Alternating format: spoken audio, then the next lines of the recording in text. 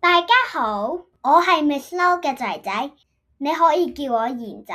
我今日會教大家一個字，聽。聽。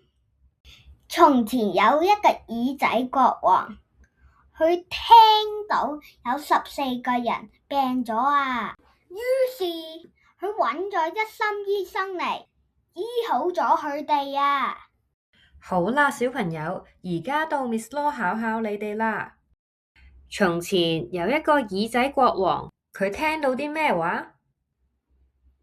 冇錯啊，佢聽到有14個人病咗，咁之後佢點做啊？佢揾咗一心醫生嚟醫好咗佢哋。咁呢個字係點讀話？冇錯啦，呢個就係聽字啦。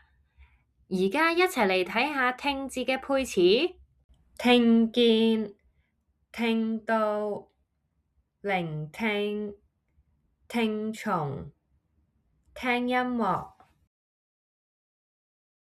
記住呢個故事，認字就係咁簡單㗎啦。記得 follow 我哋下次再見，拜拜。